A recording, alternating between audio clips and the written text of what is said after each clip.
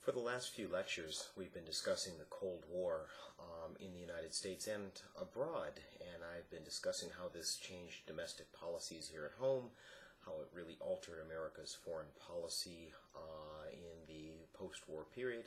Today what I want to talk about is this post-war economy, and you'll see that in a lot of ways there's some connections between what's going on with respect to the Cold War and this juggernaut of an American economy that is going to emerge in the post-war period. Okay. Now, it's not often that I can really explain something to you in a really direct way through an image or a photo, but in this particular case, the kitchen debates in 1959 is going to be an exception. Okay. If you're following along with me in the Affluent Society PowerPoint presentation, I'm on a slide that says the kitchen debate. You should recognize at least one of those individuals on the screen there, the guy in the black suit. You should recognize that to be Richard Nixon. In 1959, Richard Nixon was Dwight Eisenhower's vice president, and what he's doing there is he's visiting the Moscow exhibition that was taking place in 1959.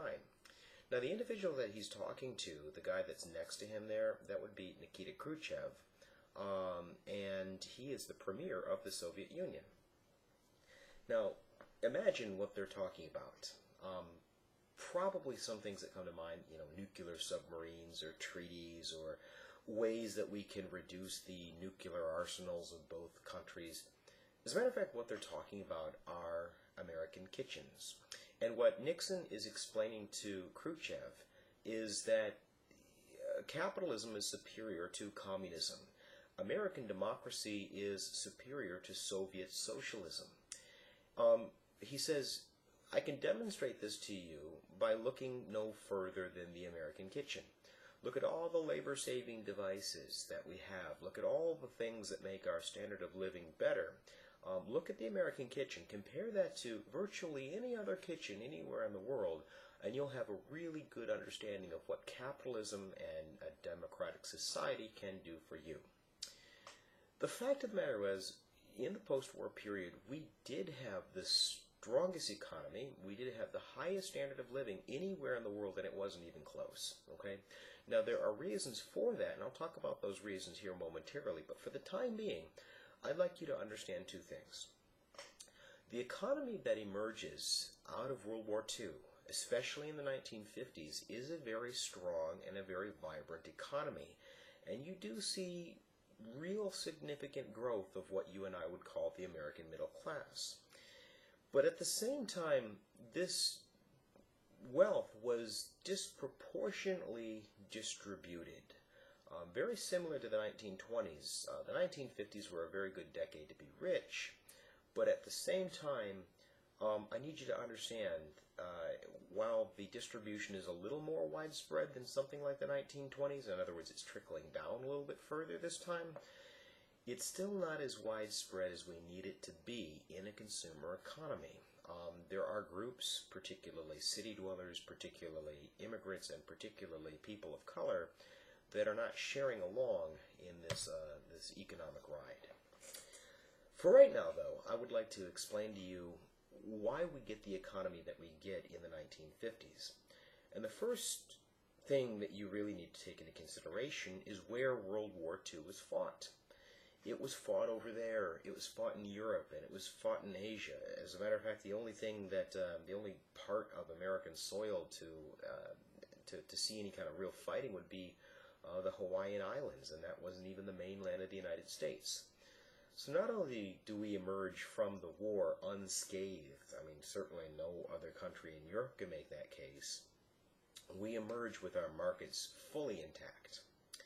Secondly, one of the things that the federal government did during the war, and you can see this very clearly in the Manhattan Project, is they pumped billions of dollars into research.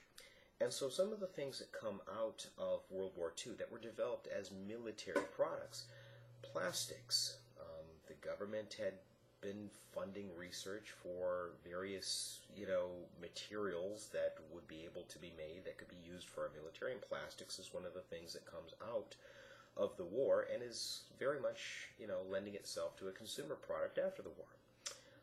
Television is another aspect of wartime research that ultimately manifested itself in a consumer product after the war. There are other forms of technology that are associated with this. As a matter of fact, the internet really, the computers and later on the internet really get at least their conceptualization going in the 1950s. Well, probably more like the 1940s when it comes to the core concepts of them, but they were a product of military research. So after the war, all of this research, we've got it done and it can be used, and a lot of companies that are producing consumer products are beginning to use that and apply it to consumer spending. Okay. But the big one, the one that really is driving this huge economy after the war, would be the GI Bill of Rights. Now, I've talked a little bit about this. Talked about it in the Arsenal of Democracy lecture. The GI Bill applied to everybody, whether you served during a time of war or a time of peace. It applied to you whether you were an infantryman on the front lines or whether you were a accountant working in the back office. You got federal benefits after you served your country. And probably the biggest benefit that people received was the ability to go to college. The GI Bill paid veterans to go to college, and when I say paid them to, I mean that it paid for their tuition, it paid for their room and board, it paid for their books. And what this does is it sends a generation of Americans to college where they're professionally trained to become accountants and engineers and advertisers, financiers, teachers. Now, a couple things about this.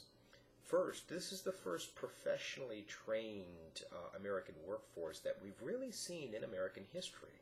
So it's an infinitely more productive workforce. That's for starters. The second thing that I'd like you to take into consideration is somebody like Jurgis Rudkis, a working-class American, could only dream of going to college. And even then, it was a far-fetched dream of going to college. Now, think about what college and a college education represents. It represents upward mobility.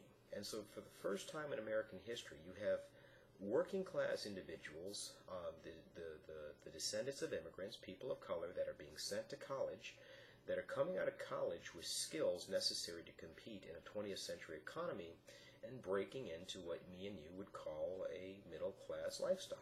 Okay.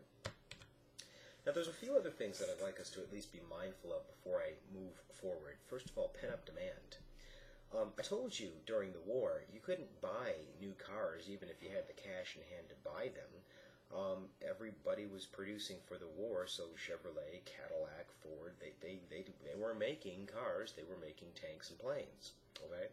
So after the war, everybody was hot to spend, and a lot of people consider that to be their patriotic duty to go out there and spend money in the economy because that produced jobs. Additionally, you had all these new and cool devices that emerged out of the war that Americans desperately wanted. I've already mentioned the television, but dishwashers and dryers, labor-saving devices that were seen as essential to this new home boom that we'll talk about here in a few minutes. Now, another very important key factor in the post-war economy when it comes to spending and job growth and things of that sort is military spending. Okay, it was estimated in the 1950s 1 out of every 7 workers in the United States, either directly or indirectly, owed his or her employment to federal military spending. Now, one of the people that was really concerned about this relationship, the military and government spending, was the unlikely individual of Dwight Eisenhower.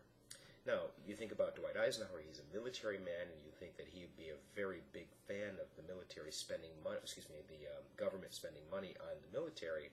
He actually saw that as quite dangerous. He saw that if you continue to have what he called a military-industrial complex, it's going to give a lot of power to defense contracting companies.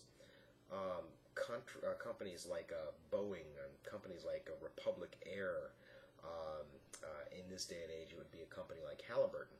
But at any rate, he felt that furthermore, the more you spent on the military, the less that you could spend on civilian products like a subway system that would not only make things better in a place like Washington, D.C., because you can get around easier, it would also make people spend less money and be able to help the economy, because if they're spending less money on travel costs, they are able to spend more money on other things, consumer items, which helps to grow the economy. Okay. Military spending, the way that I've always liked to look at this, is very bittersweet. On the one hand, it absolutely does help to grow the economy. On the other hand, there have been studies that have been done by very well-accomplished scholars that have pretty effectively demonstrated that the more that you spend on your military, on military materiel, the more likely you are to get involved in some sort of military conflict. So in addition to having more military contractors with more power, we're also more likely to use those military products. Okay? Now, out of World War II, we see the emergence of corporate Goliaths, right? I mean, absolutely gigantic corporations that were big before the war, but during the war, they got military contracts, and so after the war, what they were able to do is use a lot of that war profiting to go out and buy up smaller subsidiary companies. Let me give you a really good example, one that I bet is going to stick in your mind for years to come.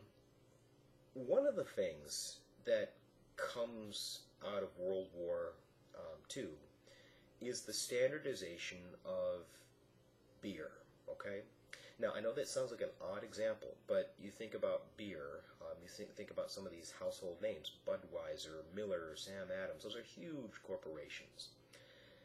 It didn't always used to be like that. Now, Anheuser-Busch was always a large company, and it always had a huge share of the beer market. But before the war, virtually every ethnicity, every race had their go-to beer. The Mexican-American community had theirs, the African-American community had theirs, the Irish had theirs, the Italians had theirs. You get the picture, okay? After the war, a lot of these smaller brewing companies are bought up by huge companies like Anheuser-Busch, and what you get is a very standardized product. For all of you beer connoisseurs out there, you'll know that there's nothing to hate about a Budweiser, but there's probably not a lot to love about it either. If you really like a good tasting beer, my guess is Budweiser's probably not your favorite beer, considering it's quite watered down. It doesn't have a tremendous amount of taste if you were to put it next to a smaller, sort of what you and I would call a micro brewer, in our modern times. But anyway, what the Americans got was a very standardized product, and it's not just in beer that is happening, that this is happening. You see it happening across the board. Okay. Now, what corporate America needed to manage these big corporations was an army of white-collared workers, which was why the GI Bill of Rights was such an important initiative from the federal government's perspective. We now have an army of professionally trained white-collar workers to go to work for Anheuser-Busch to help them advertise or help them get their financial house in order, or you understand what I'm trying to say. Now, what we call these white-collar workers would be the organization man, okay? When I say organization man, what I mean is this guy hired in pretty much right after graduating from college. Hired in at a very early age, and the expectation was you're going to stay with that company for the rest of your professional career. You hire in at 22, you retire at 59, 62, something along those lines, right? There's no testing the waters to see if you work for Coca-Cola to see if Pepsi will pay you a little bit more. It's very different than the world in which we live today, where most Americans stay in one job for about 5 years, and then we start to look for something better. Okay. Now, what you got was a job for life. That was pretty good, right? But the problem with this, or the downside, I guess you could say, is these corporations expected devout loyalty. You were expected to take orders. You were expected to, when the boss said jump, you were expected to say how high.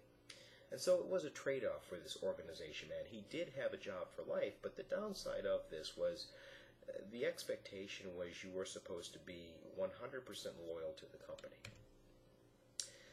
There is a working class version of this organization man, and a lot of workers begin to share in this post-war prosperity. One of the leading figures in working class America during this period is the up-and-coming star of the UAW, a guy by the name of Walter P. Reuther. Okay? Now, Reuther, at the time, is the vice president of the United Automobile Workers, and after the war, he challenges the biggest, richest corporation in the world, the General Motors Corporation. And what he asks for in this very famous strike is a 30% wage increase.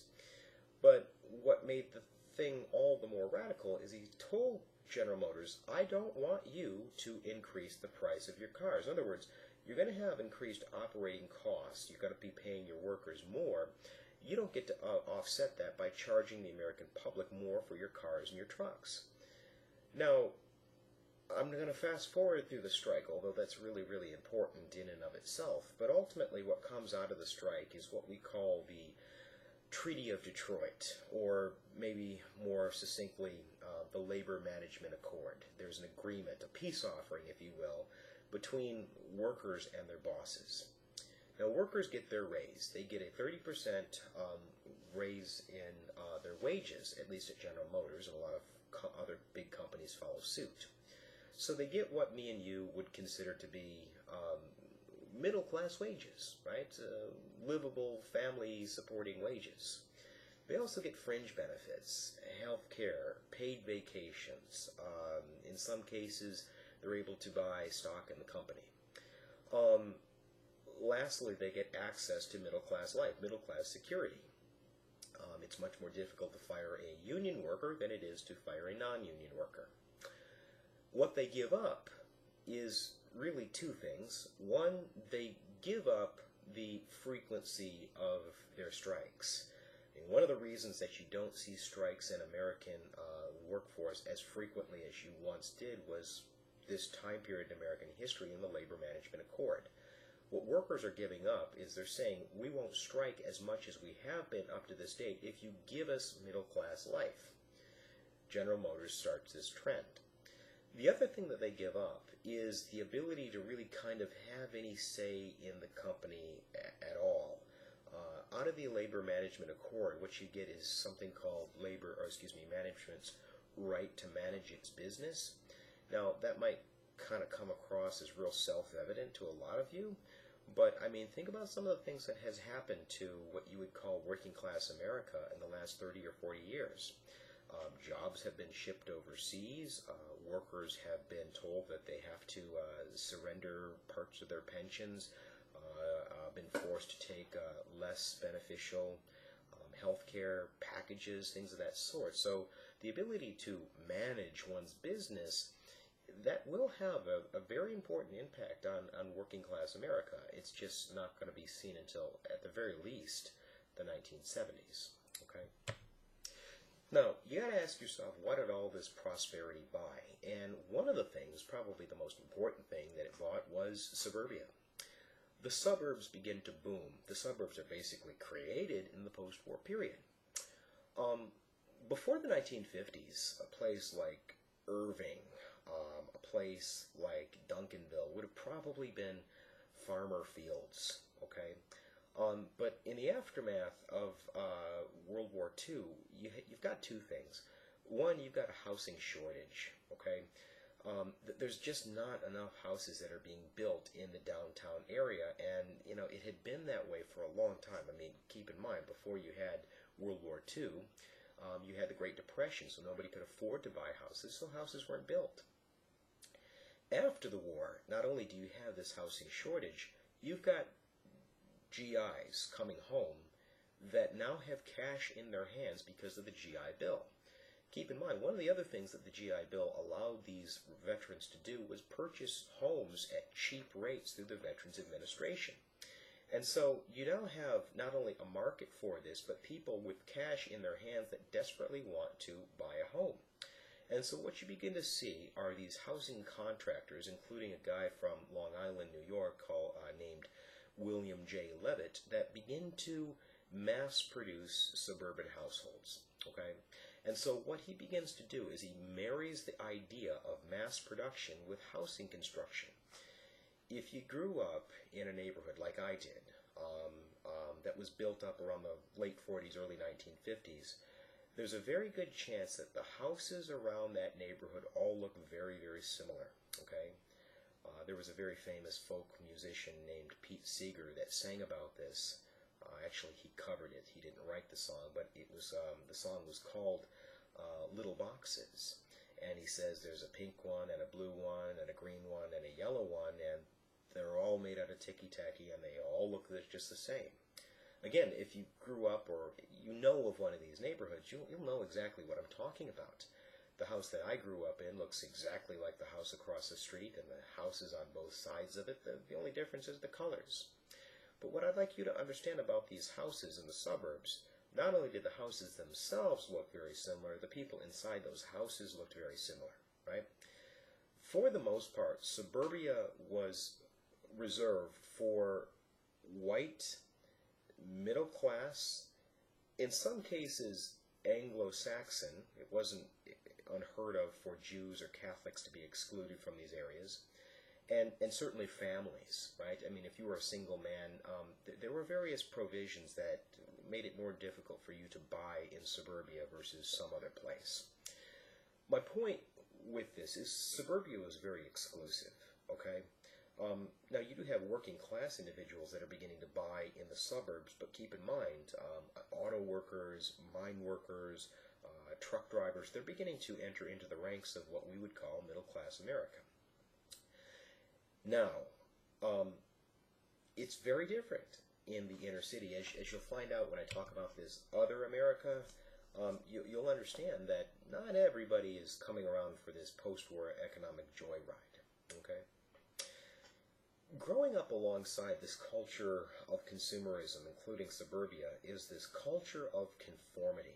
Okay, and we talked a little bit about this with the anti-communism Red Scare lecture, and we know that there's a lot of people, many Americans, that were trying to conform to this post-war culture because they were worried about being labeled as different, which in a lot of ways was synonymous with being labeled a communist or a radical. And so anyway, one of the things that this culture of conformity emphasized was nuclear families. What you were supposed to do is grow up, marry your sweetheart, right, buy the white picket fence house in the suburbs, and then have a family.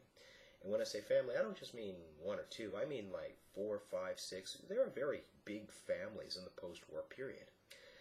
As a matter of fact, what the United States is undergoing during this particular period is what we call the baby boom.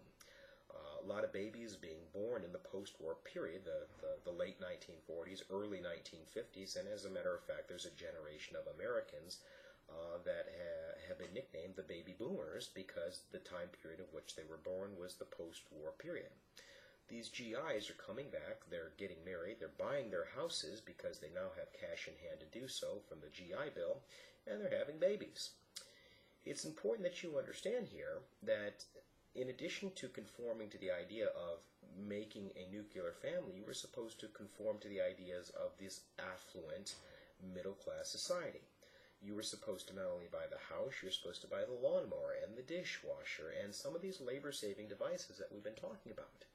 Well, all of this has an impact on the economy, and it all continues to fuel the economy throughout the post-war period. Part of this culture of conformity emphasizes the central position of American religiosity. The church takes on a very important role in the 1950s, and the culture of conformity is directly related to that. This is the time period that we begin to see In God We Trust inscribed on our currency. It's the time period that one nation under God is inserted into the Pledge of Allegiance. The Cold War plays a part in this because how a lot of Americans are defining themselves is a God-fearing, church-going nation as opposed to these godless communists that don't have any religion whatsoever. I mean, one of the first things that the communists did when they came to power in Russia in 1917 was they outlawed any religion. Christianity, Judaism, Islam, all of it was outlawed. Okay. And the other thing that I really want to press upon you is these rigid gender roles. Okay.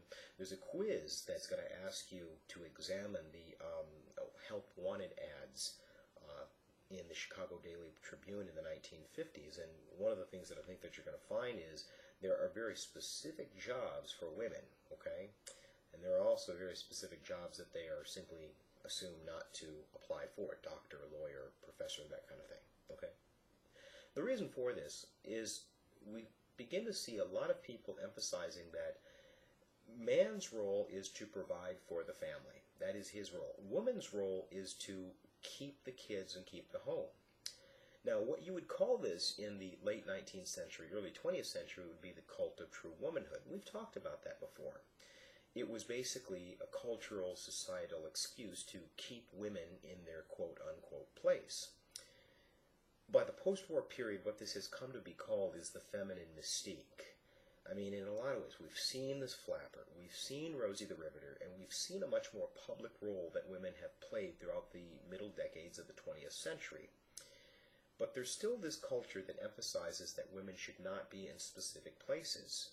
And so a feminist by the name of Betty Friedan, we'll talk about her later in the course, but anyway, Betty Friedan writes this book in 1963 entitled The Feminine Mystique, and she basically talks about what we would call the glass ceiling. In other words, America is telling its citizens, including American women, you can do whatever you want to do. You can fully develop your personhood the same way that a man could. But the bottom line was there are still professions that women are pretty much excluded from. I mean, the idea of somebody like a Hillary Clinton running for office during this time period would have been virtually unthinkable. Okay?